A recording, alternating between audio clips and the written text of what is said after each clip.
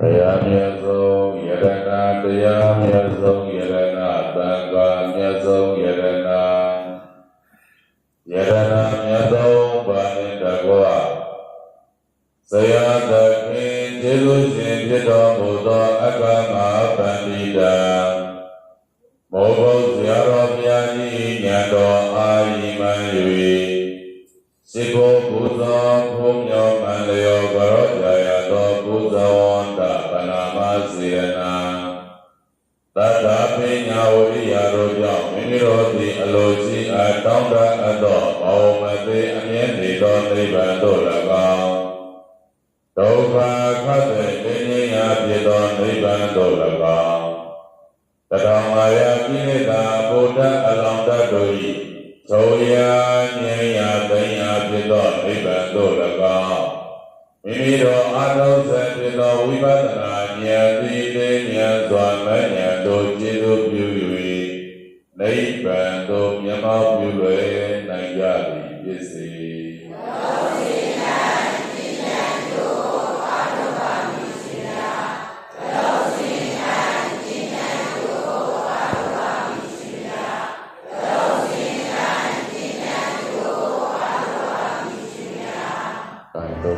ဒုက္ခသီလယူအောင်နောက်ကလိုက်ဆိုကြမယ်မယံပန္တိသန္တာရ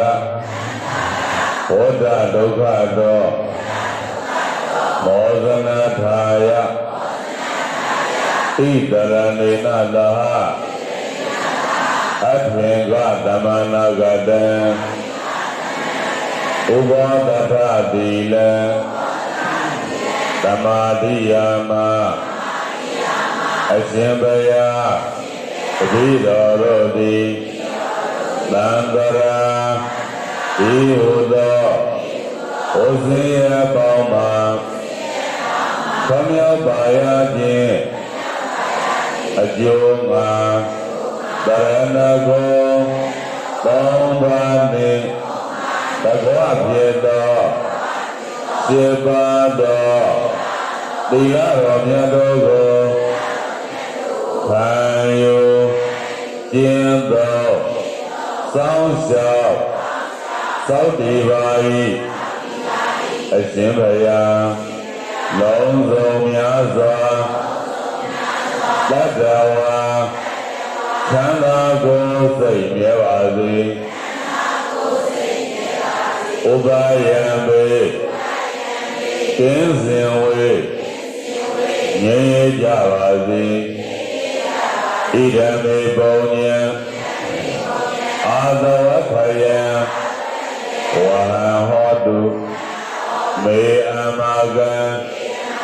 တပိတော်တို့၏ဣဒံပုံညံဤကောင်းမှုသည်အာသဝခယံအာသဝတရားလေးပါးတို့၏ပုံညာဖြစ်သောနိဗ္ဗာန်သို့ပါဝင်ရအောင်ရောက်အောင်ရသောနိုင်သည်ဟောတုသဗ္ဗရေတတိဣဒံပုံညပါကံသဗ္ဗတတ္တနံဧမံဣဒံပုံညပါကံဤကောင်းမှု၏အဘောဘာဂကိုသဗ္ဗတတ္တနံအလုံးစုံသောတတ္တဝါတို့အားဒေမအမြတ်ပေးဝေပါကုန်၏ဤတရဏိယတာအထေကသမဏဂတံဥဘောတထတိလံဓမ္မံသာရုကံကတ္တဝါအပ္ပမတေနသံပါတိတာ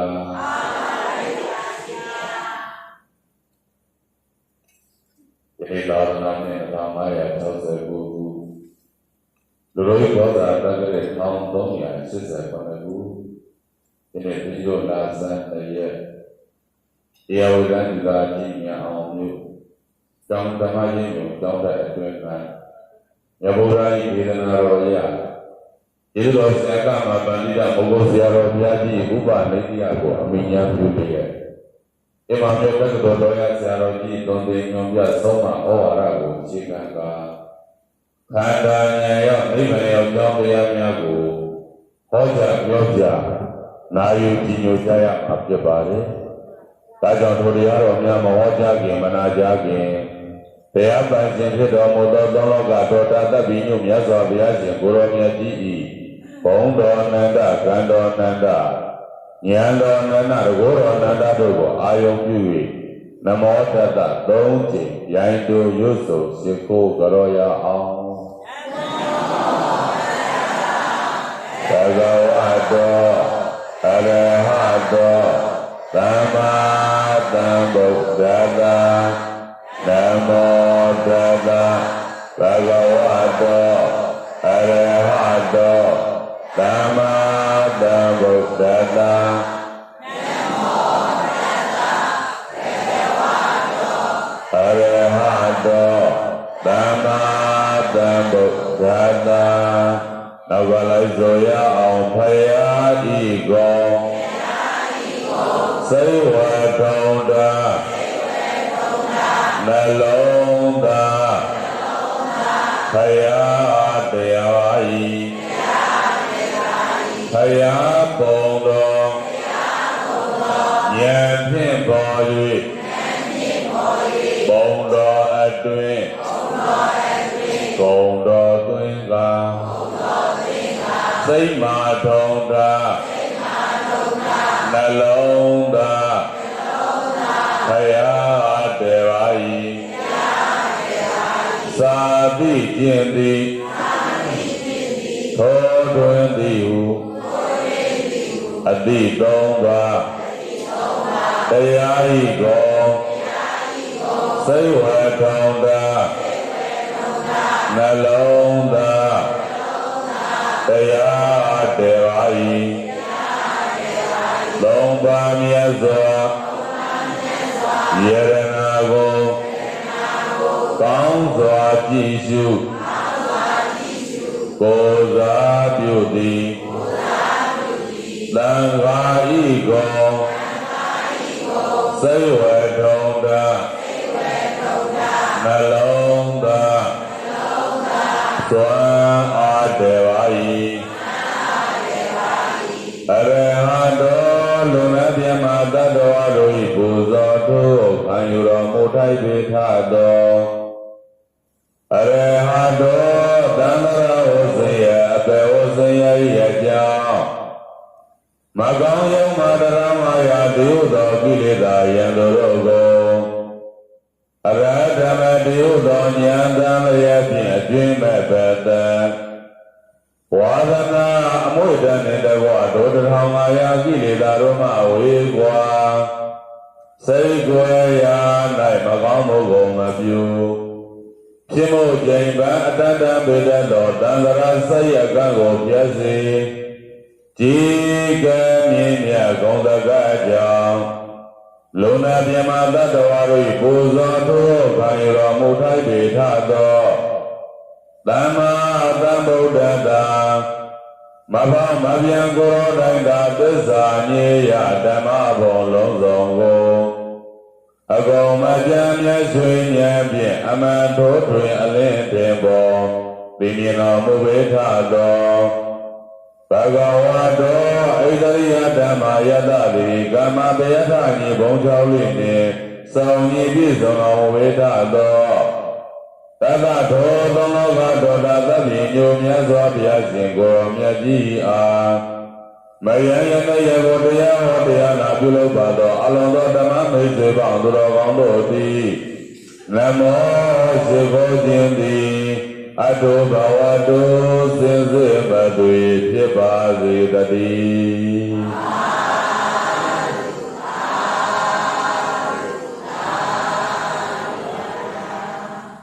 ရသော်ဘုရားရှင်ကိုရောမြတ်ကြီးအာရှိခိုးကြောဖြစ်ပြီနောက်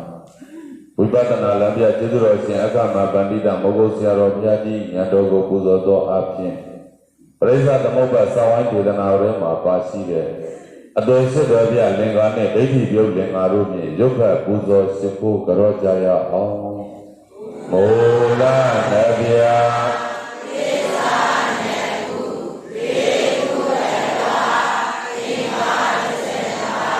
တရားဝများမီ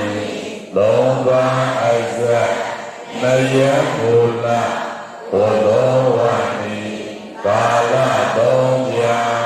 ရှင်းရမယ်စေ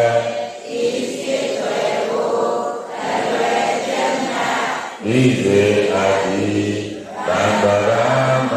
လောကြောင့်ဒီအဝိဇ္ဇာနှင့်ကနာယင်ကံဥပါဒံ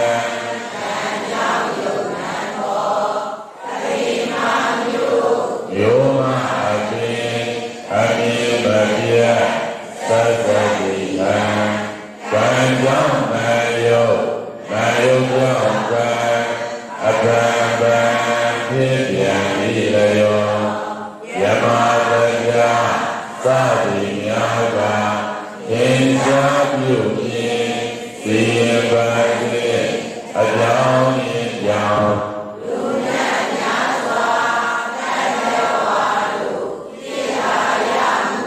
မဟုတ်ဟုဉာဏ်ဖြင့်ရှု၍ပြောပါတု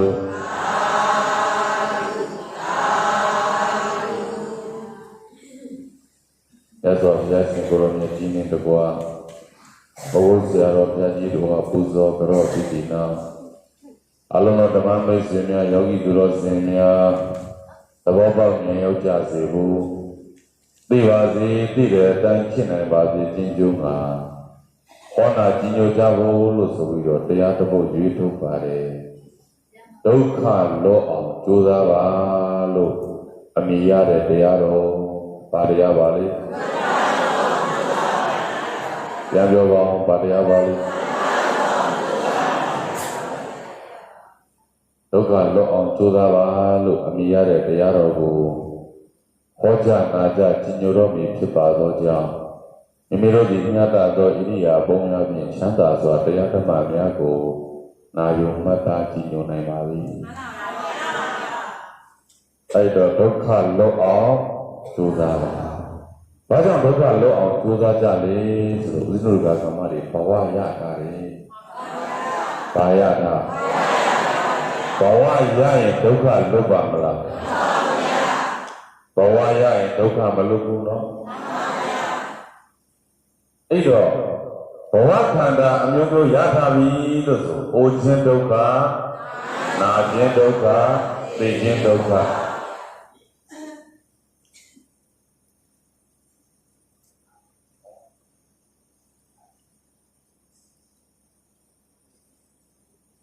ဘဝဒုက္ခပေါ့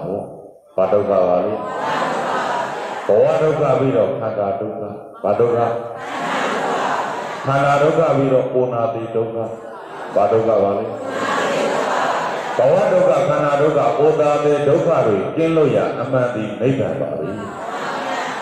ဒုက္ခလွတ်တဲ့နေရာဒီတခြားလားနိဗ္ဗာန်လားနိဗ္ဗာန်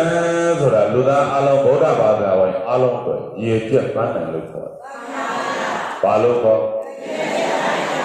ဒါကြောင့်လည်းညပန်းတိုင်အရောက်လန်းနိုင်စေဖို့ဒုက္ခလွတ်အောင်ကြိုးစားဘဝသမုဒိယဘဝဒုက္ခတို့ကနေလွတ်တဲ့နေရာဘဝနိရောဓဘဝနိရောဓနော်ဒီလိုဆိုဘဝနိရောဓဖြစ်အောင်ကြိုးစားလေ့ကျင့်နိုင်စေဖို့ယနေ့ညဟောတာကြီးညွှန်ကြားရမယ့်တရားကဒုက္ခလွတ်အောင်ဘဝသမုဒိယဘဝနိရောဓပြောပါဦးဘဝတွေလဲပြီးတော့ဘဝတွေဖြစ်နေတာဘဝသမုဒိယဘဝဒုက္ခဘဝတွေလဲနေတာဒီတရားဘဝလဲပြီးတော့ခန္ဓာတွေဖြစ်ဘဝတွေဖြစ်အဲ့တော့ပြောမှဆိုလို့ရှိရင်သမုဒိယသစ္စာကြောင့်ဒုက္ခသစ္စာဖြစ်သမုဒိယသစ္စာကြောင့်ဒုက္ခသစ္စာဖြစ်တန်ត្រာကြီးဆုံးတယ်ရှိတာဒီလိုဆိုလို့ရှိရင်ဘဝတွေနဲ့တန်ត្រာလဲခန္ဓာတွေဖြစ်နေတယ်တဲ့ဘဝသမုဒိယနဲ့ဘဝဒုက္ခ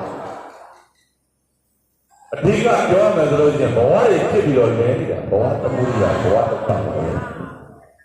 ဘာကြောင့်ဘဝတွေရနေတာလဲဘဝဖြစ်ကြောင်းလို့ဘာလို့အဲ့တော့ဘဝဖြစ်ကြောင်းနေလို့တယ်ဆိုတော့အဝိဇ္ဇာကမသိတာသင်္ခါရကပြုလုပ်တာပြောပါဦးသင်္ခါရဘယ်နှမျိုးရှိပုံညာဝိသင်္ခါရ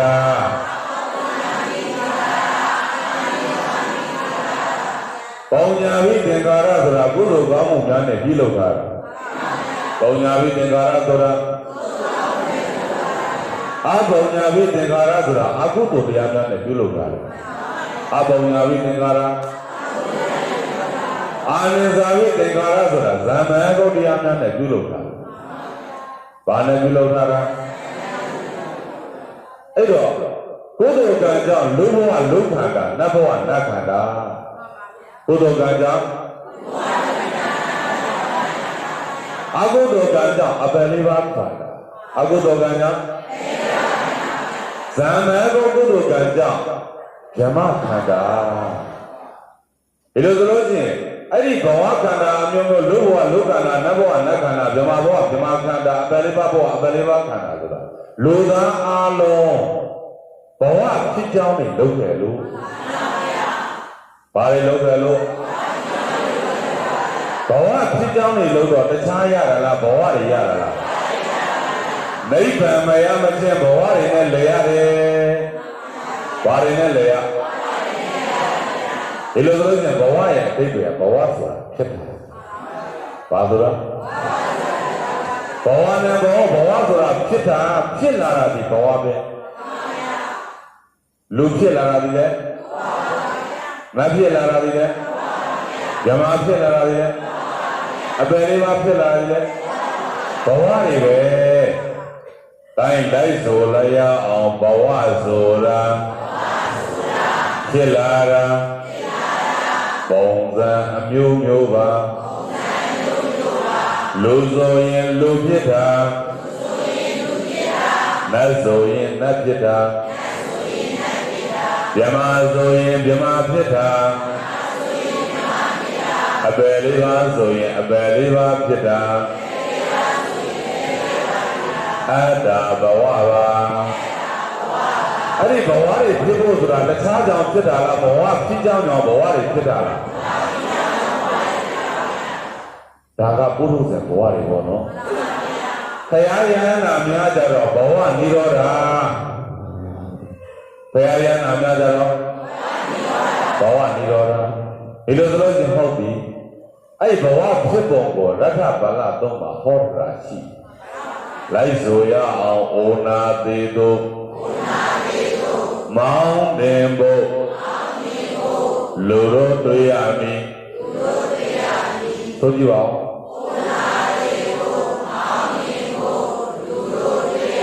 နောက်တစ်ခေါက်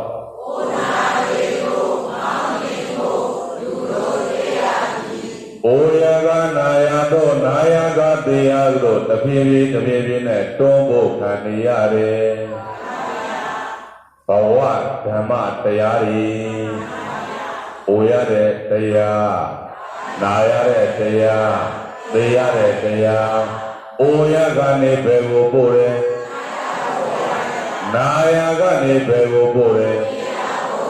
ကိုယ်ရဲ့တတ္တဝါတိုင်းတတ္တဝါတဲ့ဘဝခန္ဓာအမျိုးမျိုးရထားတဲ့ပုဂ္ဂိုလ်တိုင်းမအိုခြင်းလို့ရပါမလားမနာခြင်းလို့ရပါမလားမတည်ခြင်းလို့ရပါမလားအိုရတာဒီချမ်းသာသလားဆင်းရဲသလားနာရတာဒီချမ်းသာသလားဆင်းရဲသလားသိရတာဒီချမ်းသာသလားဆင်းရဲသလားဆင်းရဲခြင်းအမှန်ပါသစ္စာဒုက္ခလွတ်တဲ့နေရာဒီတခြားလားနိဗ္ဗာန်လားဒုက္ခလွတ်အောင်ကြိုးစားပါဘာလွတ်အောင်ကြိုးစားပါတတ္တဝါတိုင်းဟာလူရလို့တတ္တဝါလို့ဖြစ်လာပြီလို့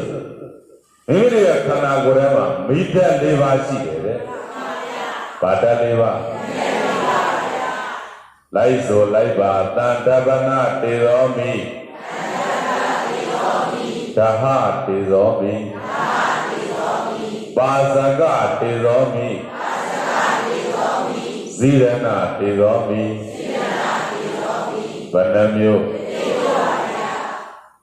ဖတ်ဆိုရအောင်တန်တပနာတေသောမိသဟတေသောမိပါစကတေသောမိဇိရဏတေသောမိမိဒဗနဘပါရလည်းပြောကြည့်ပါဦးတန်တပနာတေသောမိသဟတေသောမိပါစကတေသောမိဇိရဏတေသောမိတခါလည်းရအောင်လုပ်ပြီးအဲ့တော့တန်တပနာတေသောမိလို့ဆိုတာခန္ဓာကိုယ်မှာရိုးရိုးအပူကိုပြောတယ်ခန္ဓာကိုယ်မှာရိုးရိုးအပူခန္ဓာကိုယ်စัจကျက်ထုတ်နေရအေးတဲ့နေရာရှိတယ်တချို့နေရာပူတဲ့နေရာရှိဒါရိုးရိုးအပူလို့ခေါ်တယ်ဒါဟာတေသောမိကြတော့ရိုးရိုးအပူတဲ့ပိုးပူသွားဖြားလို့နာလို့အဖျားတက်ပြီးတော့ပူတာလေဒါလည်းအပူပဲနော်အဲ့ဒီအပူကြတော့မခံမရနိုင်အောင်ပူတဲ့အပူတဲ့ဒါဟာတေသောမိလို့ခေါ်တယ်တတိယကပါစကတေသောမိလို့ဆိုတာကတော့နေ့စဉ်မိမိတို့ဒီအာယုံစွမ်းနေမပေါင်းပေးရဘူးလားနေစွမ်းနေမပေါင်းပေးရဘူးလားပေါင်းပေးထားတဲ့အစာအာဟာရတွေကိုချက်ပေးတာကပါစကတေသောမိတဲ့စားရတဲ့အစာအာဟာရတွေကိုချက်ပေးတာကဗာမိပါလေဇိရဏတေသောမိလို့ဆိုတာကြတော့လူညာကနေရင့်လာပြောပါဦးပြိုရာကနေအိုးလာအောင်ပြောပါဦးလူရာကနေရင့်လာအောင်ပြိုရာကနေအိုးလာအောင်လောင်ပေးတဲ့မိတိဇိရဏတေသောမိဗာမိပါလေဘုရားကမတွေငယ်ငယ်တုန်းကအရွယ်နဲ့ဂိုးရွယ်တူသေးလားလူရာကနေဘာဖြစ်လားပြိုရာကနေဘာဖြစ်လားပြိုရာကနေအိုးလာတာဒီချမ်းသာသလားဆင်းရဲသလားဘာသစ္စာပါလဲဒုက္ခသစ္စာဒါကြောင့်လိုက်ဆိုရအောင်စံပြိုသွားကျွေပါရီတွန်လားမျက်စိပေါင်းသည်တုံချီရံခါခါကိုင်းနာထိုင်ကြောပြိုင်ပေါ်လာမုံဘေမောတဘောဥဒရာကိုင်းတော်ဘောထဆိုကြမယ်စံပြိုသွားကျွေပါရီတွန်လာမျက်စိမုံသည်တုံချီရံခါခါကိုင်းနာထိုင်ကြောပြိုင်ပေါ်လာဘုံမေမောတဘောဥဒရာပြိုရာကနေအိုးလာတာပါပါလေလူရာကနေကျင့်လာတာလူရာကနေကျင့်လာ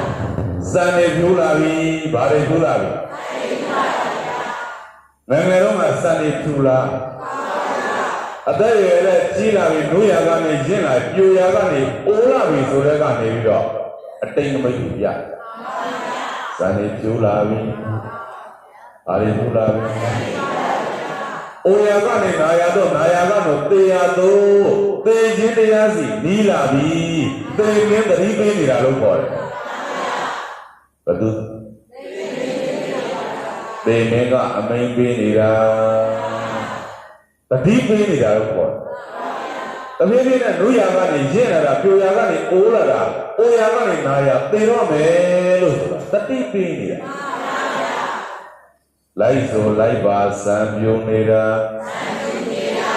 လူကြုံပါတတိပေးတာသင်္ကေမစံပြိုနေတာလူကြုံပါတတိပေးတာသင်္ကေမတို့ကြည့်ပါ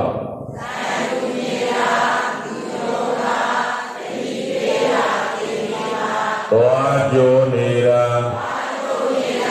လူကြုံမှာတတိပေးတာသင်္ကေမ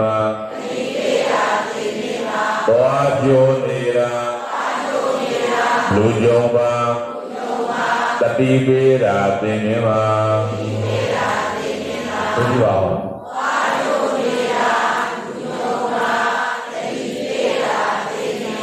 ဖာကိုင်းနေရာလူကြုံမှာတတိပေရာသင်္ကေမာဖာကိုင်းနေရာလူကြုံမှာတတိပေရာသင်္ကေမာဘုရားပါ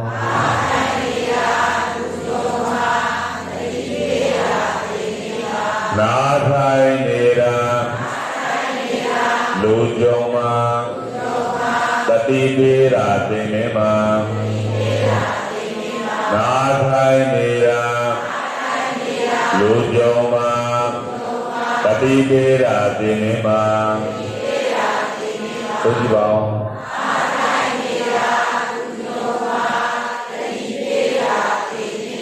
ကောင်းကဇံမင်းနဲ့ပြုံနေတာကဘဒုကတတိပေရာ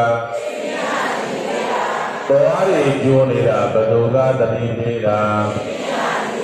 ဘာကိုင်းနားတိုင်းနေတာဘဒုကတတိပေရာသိရတော့မယ်ဆိုတာတတိပေနေတာဘာလို့သိရတော့မယ်ဆိုတာတတိပေနေတာဒါကြောင့်မလို့တတိကတရားအလုံးနဲ့သိကြသံယုတ်သောဒီပါရီတော်လာမျက်စိမောင်တိတုံကြည့်ရကခါကိုင်းနာတန်ကြောပြိုင်ပေါ်လာ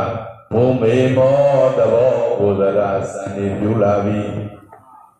တော်တွေကကျိုးလာပြီပါတွေကကျိုးလာပြီဘာတွေကထိုင်လာပြီနားတွေကထိုင်လာပြီအသက်ရွယ်ရဲ့ကြည်လိုက်တော့အယိုးအပြိုင်ပြိုင်ကြလာပြီတဲ့ဦးဇင်းတို့ကကာမတွေငယ်ငယ်တော့ငါနဲ့တူသေးလားဇန်နဝါရီတော်တွေကြိုးပါရင်နာရီတွေတော်လာတော့ငယ်ငယ်တော့ငါနဲ့မတူတော့ဦးဇင်းတို့ကကာမတွေမှန်နဲ့ဝေးလာပြီဘာနဲ့ဝေးလာပြီအဲ့တော့ကာမကြီးတယောက်မေးဦးတယ်အသက်85ကျော်80လောက်ရှိပြီပေါ့ဦးဇင်းတို့ကနေပြောတယ်မေတော်ကြီးအရန်အရွယ်တင်တာပဲတော့ပါတင်တာပဲရှင်ဘုရားကသာအရွယ်တင်တယ်တပည့်တော်မှန်မကြည့်တာအားနဲ့ရှိသွားပြီလေဘာမကြည့်တာအားနဲ့ရှိသွားပြီရှင်ဘုရားကြည့်အောင်လေဗျစံတရားပြသွားရရကြခါရရကန်နားရရကန်နာယောအပြိုင်နဲ့ကြတယ်ရှင်ဘုရားဘာနဲ့ပြမှန်တယ်တရေနဲ့တူတယ်ဘာနဲ့တူတယ်တရေနဲ့တူတယ်အဲ့တော့တရားနဲ့တူတယ်ဆိုပြီးတော့မှန်မကြည့်ဘူးဆိုလို့ရှိရင်တရားမေ့နေတာပါမေ့နေတာဘယ်လိုကြီးလို့မှန်မှန်မျိုးရှိတယ်လို့ဘာနှမျိုးရှိတယ်လိုက်ဆိုလိုက်ပါငယ်တော့ရွယ်တော့ရရာမှန်မှအသက်ကြီးတော့တရားမှန်မှတရားမှန်အမှန်ကြည့်ဖို့လိုနေတာငယ်တော့ရွယ်တော့ရရာမှန်ပါအသက်ကြီးတော့တရားမှန်ပါတရားမှန်အမှန်ကြည့်ဖို့လိုနေတာငယ်တော့ရွယ်တော့ချိန်တော့ကလည်းရရာမှန်ကြည့်တယ်လို့အသက်ရွယ်ရဲ့ကြည့်လားစံနေပြသွားတွေတို့ဖားတွေတိုင်းနားတွေတိုင်းနာယောအပြည့်ပြည့်ချလာပြီဆိုလို့ရှိရင်တရားမှန်ကြည့်ကြပါကြည့်ကြစံပြနေတာဘဒုကတတိပေးနေတာတော်အကျိုးနေတာဘဒုကတတိပေးနေတာခါကိုင်းနေတာဘဒုကတတိပေးတာနားထိုင်းနေတာဘဒုကတတိပေးတာစံနေပြတဲ့တော်တွေဆိုတဲ့ခါလေးတိုင်းနဲ့နားလေးတိုင်းနဲ့ဆိုတာမှန်ကြည့်မှမြင်မယ်အာအိုးလာပြီဘာဖြစ်လာပြီတရားတော်မယ်လို့ကိုယ့်ကိုယ်ကိုအမြဲတမ်းမရဏနုဒ္ဓိကမ္မထံပွားများပြီမရဏမေဘဝတတိပြောပါဦးမေငါမရဏသေခြင်းဒီဘဝတတိဖြစ်လက်တံသူအိုလိုအိုရမှာပဲသူနာလိုပဲနာရမှာပဲသူသေးလိုပဲတရားမှာပဲကိုယ့်ကိုယ်တာဝေကယူပြီငါမသေးဘူးထင်မနေနဲ့တ နေ့ပြရမှာဘာပြရမှာပါလဲဒါကြောင့်ပြိုရကနေအိုလာပြီအိုခြင်းဒုက္ခဘာဒုက္ခပါလဲအိုခြင်းဒုက္ခပြီးတော့နာခြင်းဒုက္ခလာပြန်ပြီတဲ့ဥဒ္ဒနောဒကာကမလေးဘာဒုက္ခပါလဲဘောဘုရားတော်ဘုရားကြီးကဘာပြောလဲနာခြင်းဒုက္ခအဲ့ရဖြာကပ်ဘဝနဲ့တွေ့ရလိမ့်မယ်ဘာဒုက္ခတွေနဲ့တွေ့ရလိမ့်မယ်အဲ့ရဖြာကပ်သူ့ဆိုလို့ချင်းအဲ့ရလည်းလုံးလုံးနဲ့နေတဲ့ပုဂ္ဂိုလ်ကိုရှိဘူးလားနာခြင်းယောဂနှိမ့်ဆက်နေတာဘာနှိမ့်ဆက်နေတာအဲ့တော့နာခြင်းယောဂနှိမ့်ဆက်နေပြီမျိုးတဲ့ရွာတဲ့ရက်ွက်တဲ့လိုက်ကြည့်ကြည့်အဲ့ရဖြာကပ်အဲ့ရလည်းလဲနေတဲ့ပုဂ္ဂိုလ်တယောက်ဘယ်လောက်ကြီးပဲချမ်းသာကြော်ဝပါတယ်ပြောခဏချမ်းသာလာသွားပြီချမ်းသာကိုပြောစင်းရဲတယ်လို့ပြောဘာဖြစ်တယ်လို့ပြောမှာစင်းရဲတယ်လို့ပြောမှာချမ်းသာသလားစင်းရဲသလားဘာသစ္စာပါလဲအိုရတဲ့ဒုက္ခနာရတဲ့ဒုက္ခအိုရတဲ့စင်းရဲနာရတဲ့စင်းရဲနာရာပြီးတော့သိရတဲ့ဒုက္ခဘာဒုက္ခပါလဲတရားတဲ့ဒုက္ခတရားတာကြီးချမ်းသာသလားဆင်းရဲသလားဘာသစ္စာဘာပဲပြောပြောဘဝတစ်ခုဒီကုန်းချုပ်ပြီးသိပြီဆိုတဲ့ကနေဒုက္ခခံစားပြီးတရားတာဘာခံစားပြီးတရားတာခံစားပြီးတရားတာနော်ဘုရားဒုက္ခနာခြင်းဒုက္ခသိခြင်းဒုက္ခသူ့ကိုတွေ့ရခန္ဓာရတဲ့ပုဂ္ဂိုလ်ကျုံးကိုကျုံးရမှာသူ့ကိုတွေ့ရဒီလိုဆိုလို့ရှိရင်ဥဒ္ဒနောဒကာကမတွေတခါတော့ကဥစဉ်ကိုဒကာကြီးတယောက်ကနေမေးဘူးလေဥစဉ်တဲ့ရှင်ဘုရားတဲ့လူတွေဘာကြောင့်အသက်ရှင်နေတာလဲပြောပါဦးအဲ့တော့ဥစဉ်ကလည်းကြံပြီးတော့ပြောနေတယ်အသက်ရှင်လို့အသက်ရှင်နေတာပြောပါဦးဟာရှင်ဘုရားတဲ့ရှင်ဘုရားအဖြစ်မြန်လိုက်တာမြန်လိုက်တာကြီးရှင်ဘုရားဒီလိုဆိုရင်တတ်တည်ပြပါဘောဘုရားကတတ်တည်ပြလိုက်တာသူ့နှောင်းနဲ့ပတ်သက်ပြည့်ပြီဘာလို့ပြည့်ပြီလဲနှောင်းနဲ့ပတ်သက်ပြည့်ပြီတော့အဲ့ဒီကကြီးအသက်ဆူရပြီဒကာကြီးဒီကဘကထပ်ပြီးတော့နှောင်းနဲ့ပတ်သက်ပြိထားတယ်ဒကာကြီးပါဖြစ်တော့သိမှာပါဗျာအဲ့နှောင်းနဲ့ပတ်သက်ပြိထားတယ်ဒကာကြီးချမ်းသာသလားဆင်းရဲပါတယ်ဘာသစ္စာဒုက္ခအဲ့ဒါသိရတဲ့ဒုက္ခဘာဒုက္ခပါလဲအသက်ရှူလေးပြတ်ပြီးအသက်ရှူမရပြီးတော့ဘဝတစ်ခုသုံးသပ်ဒီကုန်းထုတ်သေးသွားတာချမ်းသာလားဆင်းရဲသလားဘာသစ္စာပါလဲအိုရတဲ့ဒုက္ခသစ္စာနာရတဲ့ဒုက္ခသစ္စာသိရတဲ့ဒုက္ခသစ္စာအဲ့ဒီဆင်းရဲတွေအိုရတဲ့ဒုက္ခနာရတဲ့ဒုက္ခသိရတဲ့ဒုက္ခအိုရတဲ့ဆင်းရဲနာရတဲ့ဆင်းရဲသိရတဲ့ဆင်းရဲအဲ့ဒီဆင်းရဲတွေကလွတ်တဲ့နေရာဘဝလွတ်တဲ့ဘဝထုတ်တဲ့နေရာပဲရှိတယ်ဘဝလွတ်တဲ့ထုတ်တဲ့နေရာပဲရှိတယ်ဘုရားရဲ့ဘဝတွေကြတော့ဘဝတန္တရာလဲနေတာဘုရားရဲ့ဘဝတွေကြတော့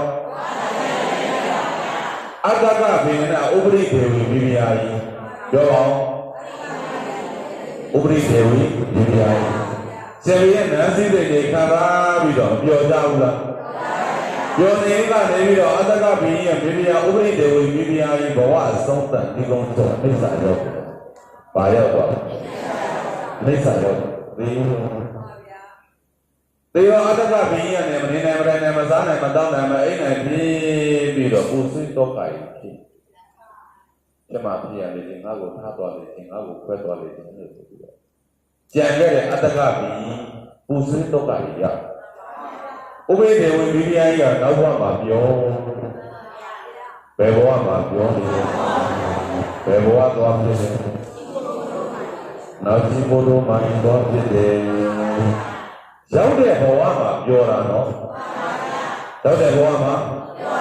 ဒါကြောင့်ဘုလိုတဲ့ဘဝဆိုတာတန်တရာလဲနေတာရောက်တဲ့ဘဝမှာပြောတယ်လူဘဝရတယ်လူဘဝမှာပြောတယ်နတ်ဘဝရတယ်နတ်ဘဝမှာပြောတယ်ဓမ္မဘဝဓမ္မရတယ်ဓမ္မဘဝမှာရပြောတယ်အပယ်လေးပါးဘဝရတယ်အပယ်လေးပါးဘဝမှာပြောနေတာပဲဘယ်ဘဝမှာပြောနေလဲအဲ့တော့အခါတော့ကဘုန်းကျောင်းသားများရှိတယ်။ပါမရ။တရားပါစကောင်းရှိတယ်။တရားပါစကောင်းရှိတယ်။အဲ့တော့ဘုန်းကြီးကျောင်းသားတခါချင်းတယောက်နဲ့တယောက်ပြောတတ်။တနေ့မင်းကောင်းသားလည်းငါကြည့်ငါကောင်းသားလည်းပြီးပြီမယ် မေကောင်းသားလည်းအာကြီးငါကောင်းသားလည်းမင်းကြီးမယ်ဆိုတော့ပဋိသောတိပြုကြတယ်ပေါ့အဲ့တော့ပဋိသောတိကျိုးပြီးတော့ဒီနေ့ကျတော့ဘုန်းကြီးကျောင်းသားမရောက်အနိစ္စရောက်ဘဝတစ်ခုအဆုံးသတ်သေးရောစိတ်ကောင်းနှလုံးကောင်းရှိတဲ့ကျောင်းသားကနတ်ပြည်ရောက်သွားတယ်စိတ်ကောင်းနှလုံးကောင်းရှိတဲ့ကျောင်းသားကဟာစိတ်ကမကောင်းတဲ့ကျောင်းသားကဘယ်ရောက်သွားလဲမစင်တွင်းနဲ့လောက်ဖြစ်သွားတယ်ပြောပါအောင်ဘာဖြစ်သွားပါလဲအဲ့တော့နတ်ပြည်ရောက်တဲ့နတ်သားကနေပြီးတော့သွားပြီးတတိယဟာငါလူပြည်တော့မှနေပြီးတော့ငါတကယ်ချင်းတဲ့တတိကိုပြုတွေ့တာမင်းကောင်းသားငါကြည့်ငါကောင်းသားမင်းကြည့်မယ်ဆိုငါတကယ်ချင်းဘယ်ရောက်လဲလို့ပြောလိုက်တာလူပြည်ကမစင်တွင်းနဲ့ရောက်ပါဗျာဘယ်တွင်းနဲ့ရောက်ပြီးတော့ဟာဂရိကိုပြုရတာတွားကြံမရမယ်ဆိုပြီးတော့နတ်ပြည်ကနေပြီးတော့လူပြည်စင်မစင်တွင်းကိုဆောင်းတော့နိုင်ပြီးတော့လိုက်စားမတူအနာကတုံးလေးဆောင်းတော့တောက်ပြီးတော့လိုက်စားကြည့်တော့တွေ့တော့ဘယ်မှာပါလာလဲဆိုတော့တုံးလေးကြီးပဲပါလာတယ်ဘယ်မှာပါလာလဲဟဲ့ကောင်တကယ်ချင်းမင်းကသိလားဆိုတော့တုံးကြီးကအကောင်လေးကဆောင်းနေကြတယ်မင်းကလာကြတာမင်းစင်းရလိုက်တာကွာဒုက္ခတွေများလိုက်တာနန်းစောတာပဲဘယ်တွင်းထဲမှာမင်းကလာကြတာအေးမင်းကကြံမယ်ဆိုတော့ဒီတိုင်းတော့ကြံလို့မရဘူးမင်းကဒီဒုက္ခနဲ့ညှစ်ပြီးတော့တတ်ဘာနဲ့ညှစ်ပြီးတော့တတ်အဲ့ဒုက္ခနဲ့ညှစ်ပြီးတတ်ခင်ချင်းကြောင့်မေတ္တာနဲ့ကောင်ပြီးနေကုသိုလ်စိတ်လေးနဲ့ဒီဘဝကနေနောက်ဘဝကိုကောင်းတဲ့ဘဝရောက်နေတယ်ဒုက္ခကအကောင်လေးကနေပြီးတော့မျက်စိတွေကလည်းဘုကြီးကိုကြည့်နေတယ်အဲ့တော့ဒုက္ခလေးကနဲ့ညက်တတ်တော့မလဲကြရင်တော့ငယ်ချင်းရဲ့တဲ့ငါ့ကိုမတတ်ပါနဲ့ငယ်ချင်းရဲ့ဘာမလုပ်ပါနဲ့ငါဘဝနဲ့ငါပြောနေပါပြီပြောပါဦးပြောနေတာကဝိသုဒ္ဓကမ္မတွေတတ္တဝါအားလုံးဟာတန်ត្រာမှာလဲနေတယ်ရောက်တဲ့ဘဝမှာပြောတယ်ရောက်တဲ့ဘဝမှာလူဘဝရလိုက်နတ်ဘဝရလိုက်ဓမ္မဘဝရလိုက်နေจิตကမြည်จิตကဲတန်ត្រာမှာလဲနေရဘယ်မှာလဲနေရ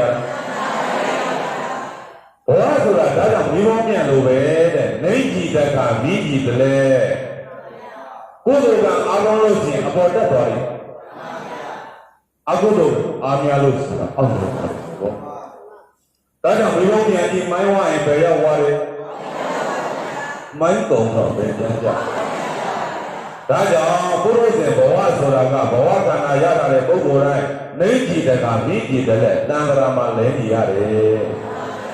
ဘုရားတော်ကကမတွေသာသနာနဲ့လို့ဘဝတွေ့တော့ဆုံးတော့ကြောင်းတော့ရှင်တော့နေရတဲ့ဘဝခဏလေးနေရတဲ့ဘဝခဏအချိန်လေးမှာကိုယ့်ကိုယ်ကိုတန်ဖိုးရှိအောင်လေပါရှိအောင်လေယထာမှန်ပဲမပြီးနဲ့တရားမှန်လည်းဒီပါမှန်လည်းဒီအိုရတဲ့ဒုက္ခနာရတဲ့ဒုက္ခတရားတဲ့ဒုက္ခငါခန္ဓာကိုယ်ကြီးတစ်ပြေးပြေးနဲ့ဟိုလာပြီငါခန္ဓာကိုယ်ကြီးတစ်ပြေးပြေးနဲ့နာလာပြီငါခန္ဓာကိုယ်ကြီးတစ်ပြေးပြေးနဲ့သိရတော့မယ်ဘာဖြစ်တော့မယ်သိရတော့မယ်အိုရတဲ့ဆင်းရဲနာရတဲ့ဆင်းရဲတရားတဲ့ဆင်းရဲကိုမြင်ဖို့အတွက်ကယထာမှန်နဲ့မကြည့်နဲ့တရားမှန်မှာကြည့်ဒါကြောင့်ဦးဇင်းတော်ဒကာကမပေါင်းတော်ကောင်းဒီကုသိုလ်ကောင်းမှုလုပ်တော်မဲ့ကြံလို့ရှိရင်မအားသေးဘူးမအားသေးဘူးလုံးမနေပါနဲ့ဒီမင်းခေါ်ရင်ညင်းလို့ရလားဒီမင်းခေါ်ရင်ညင်းလို့မရဘူးနော်ဒါကြောင့်မလို့တရားစကားပေါ်တွေသွားတော့မဲ့ဆိုလို့ရှိရင်ခေါ်လို့ရှိရင်အားလို့မအားတဲ့ဇာတ်ကလက်ကြဒါဒီလားကွာနေတဲ့ဥပ္ပိုလ်တွေဒီလားစောင့်လို့တော့မဲ့တကယ်ချင်းချင်းတွေကကော်ပြီးလို့မအားတဲ့ဇာတ်ကလိုက်ပါအားတဲ့ဇာတ်ကနေရတဲ့ဘဝခဏအချိန်လေးမှာတန်ဖိုးရှိအောင်လေလိုက်ဆိုလိုက်ပါမင်းငါခေါ်ခိုက်တရားလိုက်ဖို့ငါတိုက်တော်ညာနေပြောကြခဲ့မအားသေးဘူးနောက်မှအကွယ်ဥပုံနေဆုံးကျောင်းကိုလိုက်ဖို့ငါတိုက်တော်ညာနေပြောကြခဲ့မအားသေးဘူးနောက်မှအကွယ်ဟိုတနေ့ကစစ်တငယ်ချင်း လောက်တွေရှုံးရင်အလောက်တွေမအားရင်လေမင်းခေါ်ရာလိုက်သွားစာပြီးမေခြင်းနာကအာသွားလို့လာတယ်လေမင်းခေါ်ပြီးဆိုလို့ရှိရင်မအောင်လည်းပြောလို့ရလားမရဘူးရှုံးနေလို့ပြောလို့ရလားပြောလို့မရဘူးချိန်တန်သမီးခေါ်လို့ရှိရင်လိုက်သွားချရမှာဒါကြောင့်နေရတဲ့ဘဝခဏအခြေအနေပါတန်ဖိုးရှိအောင်ဒါနတုတိလစောက်ပြီးတမထအလုံးလို့ဝိပဿနာအလုံးများကိုလောက်ပြီးတော့ဒုက္ခတော့အောင်ကြိုးစားဘာလို့အောင်ကြိုးစားခရီးသွားပုဂ္ဂိုလ်တန်ត្រာခရီးသွားပုဂ္ဂိုလ်အာခရီးသွားပုဂ္ဂိုလ်ဘာတန်ត្រာခရီးသွားပုဂ္ဂိုလ်ရိက္ခာလုပ်တွေလိုလာပြီတဲ့တော့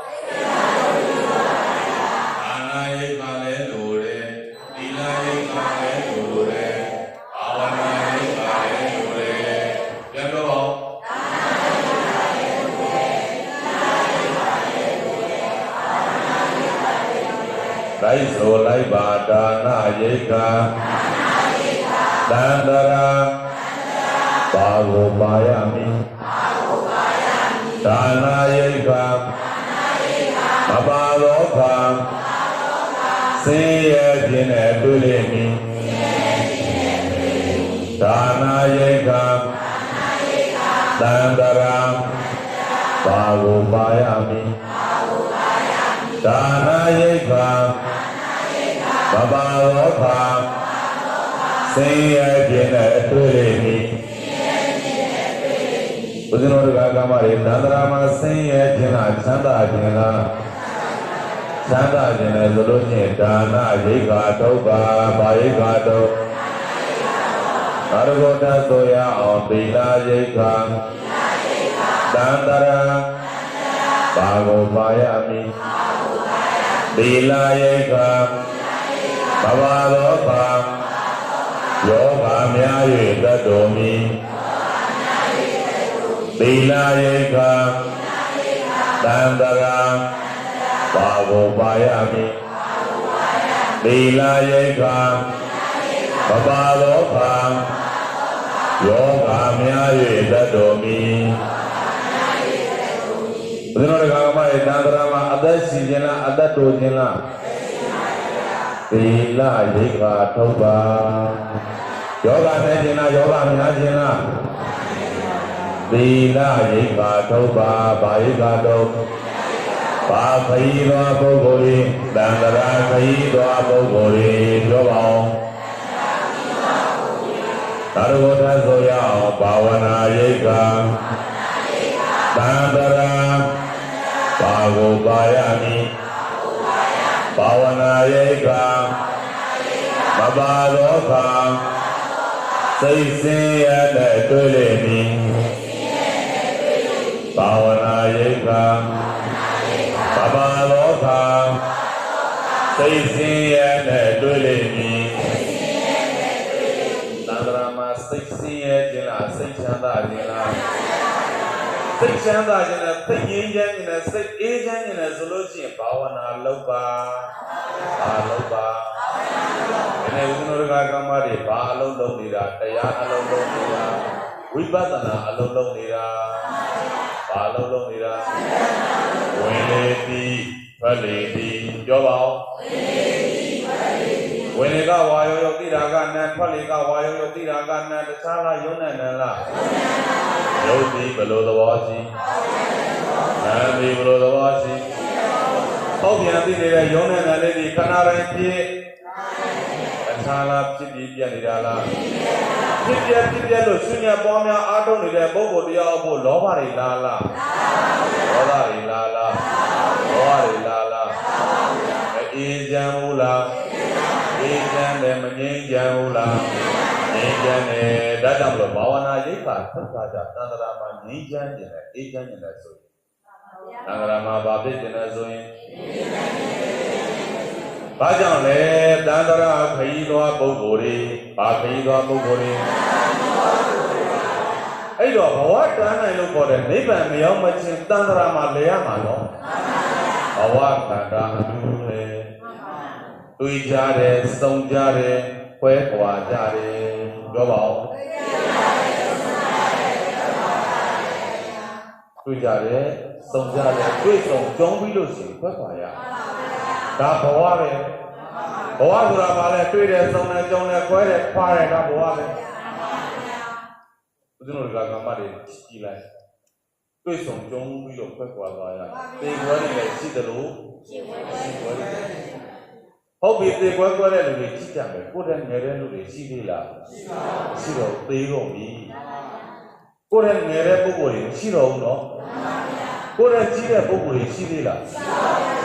ကိုယ်နဲ့တန်းလို့ပုဂ္ဂိုလ်တွေရှိသေးလားတွေ့ဆုံရှင်မြဲဓမ္မတာဒါကြောင့်မလို့နေရတဲ့ဘဝဒီခဏလေးလားအကြာကြီးလားနေရတဲ့ဘဝခဏလေးရဲ့မကြောက်သက်တရားကြီးလားမကြောက်အိုးလားမကြောက်နားလားမကြောက်သိသွားလားဟာသေးသွားပြီလေထင်တော့ထင်မထားဘူးကွာဘယ်တော့သေးသွားတာလဲမကြောက်ဘူးလားကြောက်ဘူးတယ်နော်ဘယ်လိုဆိုလို့ရှိရင်ကြည်ကျင်အပြင်နေရတဲ့ဘဝခဏလေးဟုတ်ပြီနေရတဲ့ဘဝခဏလေးမှာတချို့ဆိုလို့ရှိရင်မိသားစုတွေပေါ်လာတယ်မိသားစုချင်းဒီကောင်မောင်နှမချင်းအတ္တမာနတွေခဝါချထားကြတယောက်နဲ့တယောက်အတ္တတွေရှိနေတာမာနတွေပြိုင်နေတာခဝါတွေချကြပါတယောက်နဲ့တယောက်သီးခံမှုတွေနဲ့တရားနဲ့နေကြပါနေရတဲ့ဘဝဒီခဏလေးလားအကြာကြီးလားတွေ့ရတယ်စုံရတယ်ကြုံရတယ်ဆိုတာခဏလေးရပါဒါကြောင့်ဦးဇင်းတို့ကကမတွေအတ္တမာနခဝါချပြီးတော့နေရတဲ့ဘဝခဏလေးမှာတန်ဖိုးရှိအောင်နေကြပါဘာရှိအောင်နေကြပါလိုက်ဆိုလိုက်ပါစောင်းစောင်းသူမဲ့ဘိုးရမဲ့အာနွယ်မှုတွေတွေ့နေပြီစောင်းစောင်းသူမဲ့ကိုရမဲ့အာနွယ်မှုတွေတွေ့နေပြီတို့ကြည့်ပါဦး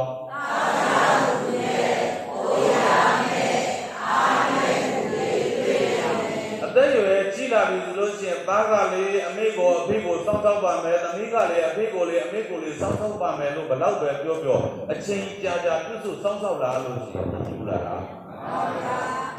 ကြားလာလို့ကျဘယ်လိုမှမစောင့်ရှောက်ကြတော့ဘယ်လိုမှမပြုစုကြတော့ဘူးအဲ့တော့မိမိကိုယ်ကိုမိမိဘယ်လိုမှစောင့်ရှောက်မယ်လို့မရှိတော့တခြားလားစိတ်ရနေတာအာသစ္စာပါလိဒုက္ခသစ္စာကိုမြင်အောင်ကြည့်ကြပါဒုက္ခသစ္စာကိုမြင်အောင်ကြည့်သိမှဒုက္ခလောအောင်ကြိုးစားမှာဒုက္ခလောအောင်လိုက်ဆိုလိုက်ပါကိုယ်ပိုင်ဥစ္စာမရှိပါသောကသွားရမှာကိုယ်ပိုင်ဥစ္စာမရှိပါသောကသွားရမှာဘုရား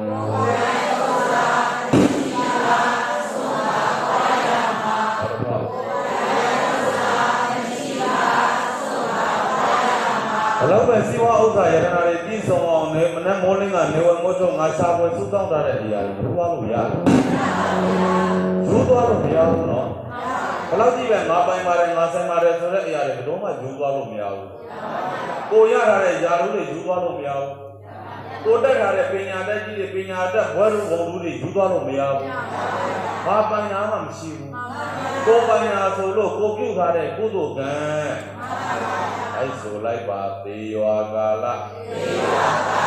ယောက်ျားတော်ကပစ္စည်းစုစုတခုမပါကိုပြုထားကံများပါမိတာမတည်ရင်ကိုပြုထားတဲ့ဒါနကုသိုလ်ကံသီလကုသိုလ်ကံဘာဝနာကုသိုလ်ကံဒီကုသိုလ်တွေပဲပါသွားမှာနော်ငါပိုင်းထားတဲ့စိတ်တဲ့ဥစ္စာယတနာရှင်ကိုလည်းယူသွားလို့ရလားမရဘူးဒါကြောင့်လိုက်ဆိုလိုက်ပါအထုပ်ကလေးတပြင်းပြင်းအထုပ်စင်မာတေလို့သွားကျန်တဲ့သူတွေဝိသံအထုပ်စင်မာအလေက ဘာကမှလည်းပါမသွားဒီရွာကြတော့အပယ်လားကိုပစ္စည်းကိုနှမြော့စောစောကစိတ်ကိုမသိမ့်လို့သူများယူရင်ဝါမီလို့ဘူးဟာကြံခဲ့တဲ့စိတ်တဲ့ဥစ္စာဟိုလိုကွက်ဒီလိုကွက်အဝရီမတက်မကြုံမလို့တဲ့ဘောကနေကြည့်ပြီးတော့ရင်ဝါမီလို့ဘူးအာဘူပါလေဒါကြောင့်ရင်ဝါမီလို့မပူရအောင်မသေးခင်နေရတဲ့ဘဝတွေကကိုယ်အတွက်ရိတ်ခါတော့ထုံထားကြကိုယ်အတွက်ဗာမီကုသိုလ်ကံများကိုရအောင်လုပ်ထားကြဒါမှရမယ်နော်ကိုယ်ပိုင်ဥစ္စာဘာမှမရှိဘူးသိရင်အကုန်ထားကြရမှာဒါငါပစ္စည်းမသုံးရမစားရနဲ့ဘလောက်ပဲဖြစ်နေသိရင်အကုန်ထားကြရမှာထားကြရမှာနော်လိုက်ဆိုလိုက်ပါလုံးမပြီးဝါအာမယတဏှာကြုံပြီးဝါလုံးမပြီးဝါအာမယတဏှာကြုံပြီးဝါဒါဥဒ္ဓရောကကမတွေလိုရာတွေပြည့်ပြီလားအတူမှပြည့်တယ်တဏှာကစေကန်းနေတာတဏှာစရာနေတာငါတို့ဖွေရှာဆက်ရသည်လူတိုင်းရှားနေကြဒေါသတွေနဲ့ဒေါသတွေနဲ့မောဟတွေနဲ့လူကျင်တာတွေရှားနေတယ်ပြည့်ရလားလူကျင်တာမရဘူးမလူကျင်တာရတယ်လိုက်ဆိုလိုက်ပါလူကျင်တာတွေလူရှားပွဲအတ္တတည်းလည်းကြီးလာပြီဆိုကြည့်ပါဦး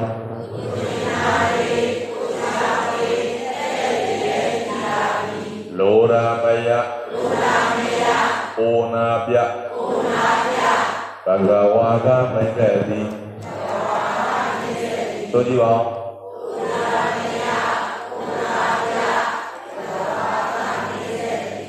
မပြည့်ဘူးတဲ့စာကျန်တော့သာဘယ်တော့မှမပြည့်ဘူးတဲ့တဏှာကစိတ်ခံနေလိုချင်တာမရဘူးမလိုချင်တာရတယ်အိုရတဲ့ဒုက္ခနာရတဲ့ဒုက္ခသိရတဲ့ဒုက္ခအိုခြင်းဒီချမ်းသာသလားဆင်းရဲသလားနာခြင်းဒီချမ်းသာလားဆင်းရဲသလားသိခြင်းဒီချမ်းသာသလားဆင်းရဲသလားဆင်းရဲခြင်းမှာဘာသစ္စာအဲ့ဒီဒုက္ခသစ္စာတွေဘယ်ထဲမှာရှိတယ်ခန္ဓာထဲမှာရှိတယ်ဘယ်ထဲမှာရှိတယ်အကွက်အပြင်ပြောမယ်ဆိုရင်ဘယ်အကွက်နေကွက်ဒီတစ်ခါရတဲ့အကွက်လားခန္ဓာရတဲ့အကွက်လားဘာတွေပါလဲဝိညာဉ်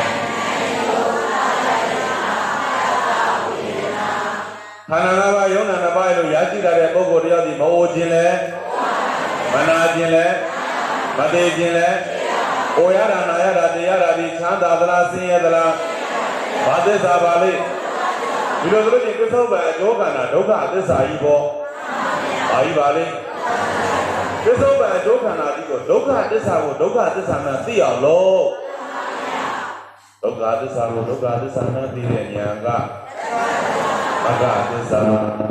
ဒုက္ခသစ္စာကိုဒုက္ခသစ္စာမှသိပြီးတော့မဂ္ဂသစ္စာနဲ့ရှုမှတ်ပွားများအားထုတ်လိုက်တော့အလုံးသောဓမ္မမှုတွေတဏှာဥပါဒံကံတိရာကနောင်ခန္ဓာနောင်သာတိချုပ်ငြိတာကဒါကြောင့်ယခုပစ္စပစ္စုပန်ကာလမှာရှုမှတ်ပွားများအားထုတ်ကြပါဒုက္ခသစ္စာကိုဒုက္ခသစ္စာမှသိပြီးတော့ရှုမှတ်ပွားများအားထုတ်လို့ဒုက္ခတို့အောင်ပူဇော်ကြပါဘာလို့အောင်ပူဇော်ကြပါဒုက္ခလို့အောင်ပူဇော်ခြင်းနဲ့ယခုပစ္စပစ္စုပန်ကာလမှာဘာရှုရမယ်တရားရှုရမယ်ဘာရှုရမယ်ဝေဒနာနဲ့တဏှာကြားကနေနာနာဖြစ်ပြရှုပေးတင်းတင်းဖြစ်ပြရှုပေးရှုပေးနေတဲ့ပုဂ္ဂိုလ်တရားအပေါ်နိရောဓဒိဋ္ဌာကိုအကြောင်းပါပါဒါကြောင့်လည်းညာဟောနာကြီးညိုကြတဲ့တရားကဘာတရားပါလိဒုက္ခလောအောင်ပူဇော်ပါလို့တိုက်တွန်းလို့ဆိုရင်ဖြင့်ပစ္စုပန်အကျိုးခန္ဓာဘုနာတိဖြစ်ပြပါသစ္စာဒုက္ခသစ္စာကိုဒုက္ခသစ္စာမှန်သိတဲ့ဉာဏ်ကတဏှာဥပါဒံကံတိရာကနောင်ခန္ဓာနောင်သာတိချုပ်ငြိတာကနိရောဓသစ္စာပါလို့ဟောကြားရင်းကသစ္စာလေးချက်တစ်ပိုင်းနဲ့စိုက်ပြီးဖြစ်တဲ့အတွက်သာတို့သုံးတင်ပေါ်တော်ကြအောင်သို့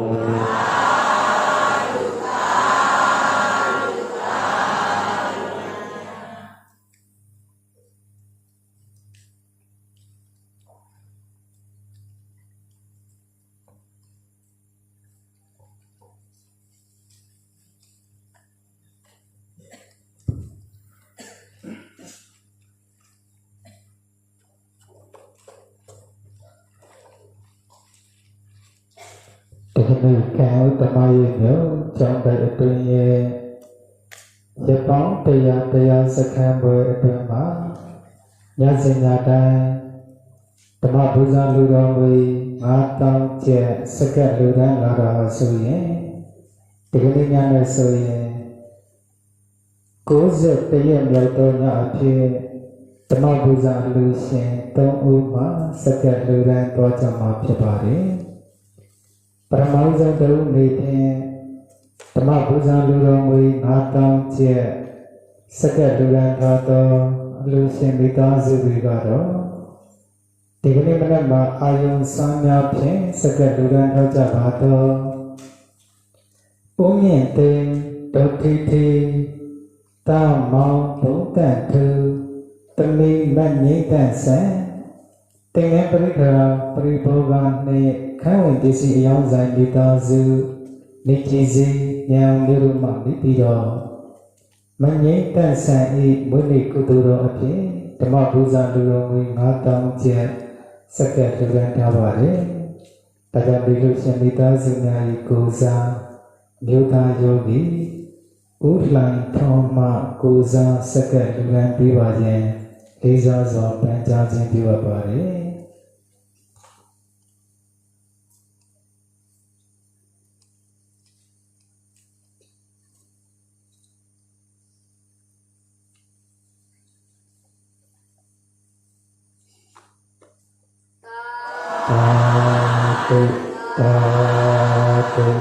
တာတု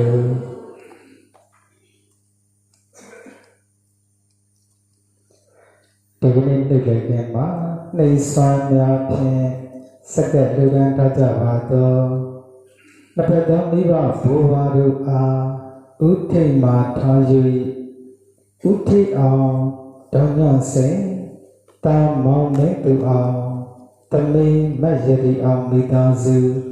တေကုံကြီးပါမှနေပြီးတော့လည်းပဲဓမ္မပူဇာလူတော်မူ9000ကျပ်စကတ်လူတန်းထားပါတယ်။ဒါကြောင့်လူရှင်မိသားစုများမှာဓမ္မပူဇာစကတ်လူတန်းပေးပါခြင်း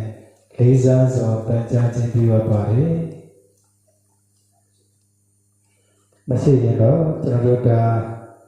အမျိုးသမီးယောဂီတော်တင်တင်သေးတေကုံကြီးရမှနေပြီးတော့ကိုးစားစကတ်လူတန်းပေးပါ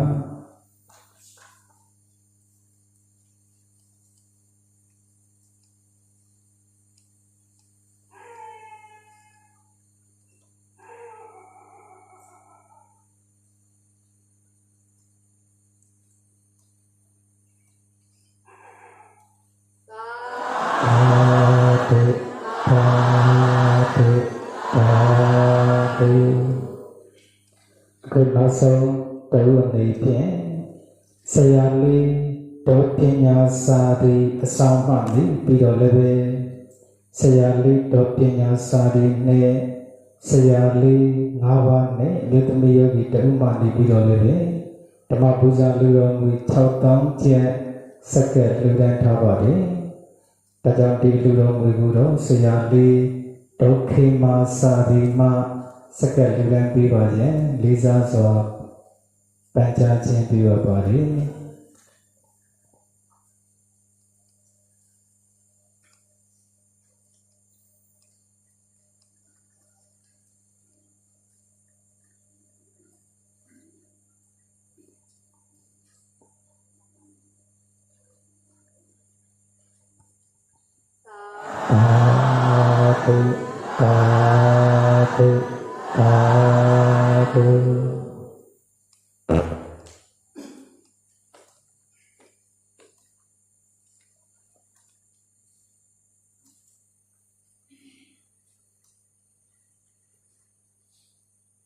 အောင်တော်ဓမ္မမိတ်ဆွေယောဂီကိုယ်တော်စင်များမိမိတို့ဒီတဏိတာကလကလုံးပြုပြုနေသောကာယကံကုသိုလ်ပဋိကံကုသိုလ်မနောကံကုသိုလ်ပြုပြုနေသောကောင်းမှုကုသိုလ်စုစုများဖြင့်မိမိတို့ဘာသာ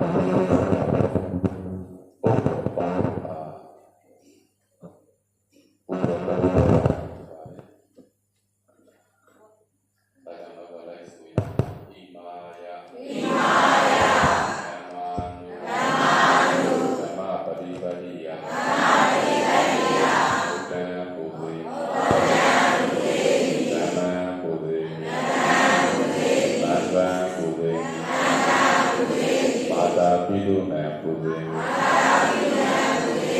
လောကုတ္တရာတရား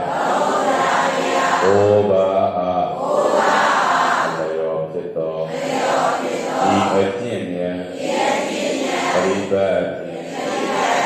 တရားတန်ခါဒီပါဆရာဓမ္မများနဲ့ဒီလိုတော်ရှင်ဩဘုဆရာတော်ဘုရားကြီးဘုတော်ပါ၏ဘတော်ပါ၏ရှင်ဘုရားဘုတော်နဲ့ဘုတော်နဲ့တို့ဘောအာယံပြုပြီးတော့ဘုတော်လေးချလိုက်ပါဒါတည်းကလည်းတော့မိတို့ပြုတဲ့တော့ကောင်းကုသိုလ်စုများဖို့အများတန်းပြုဝေကြရမှာဖြစ်ပါဒါကြောင့်ဒီယနေ့ဖို့ဆိုတာနဲ့ပြန်တို့အများဝေကြရအောင်ဤယနေ့ရတော့ယူလိုအားထုတ်ရသောဘာနာကုသိုလ်သီလကုသိုလ်ဘာဝနာကုသိုလ်အစရှိသောဘုရား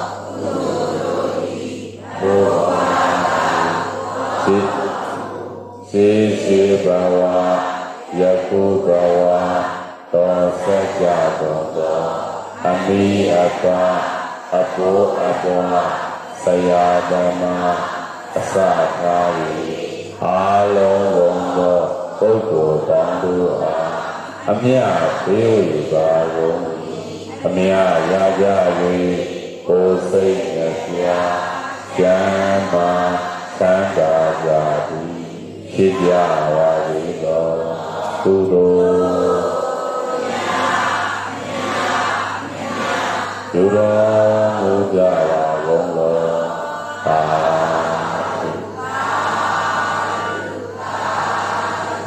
ကုသိုလ်အမြတ်ပြုတော်မူကြပါကုန်လောသာ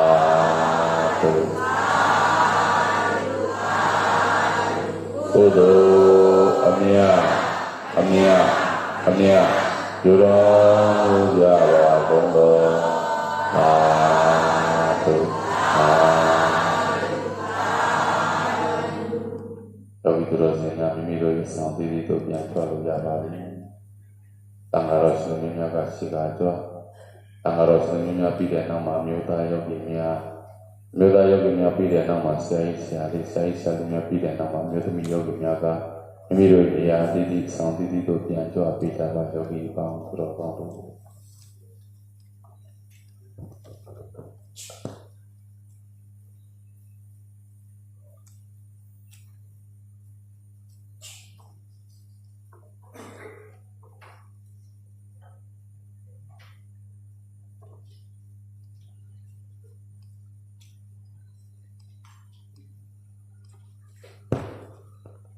Hello.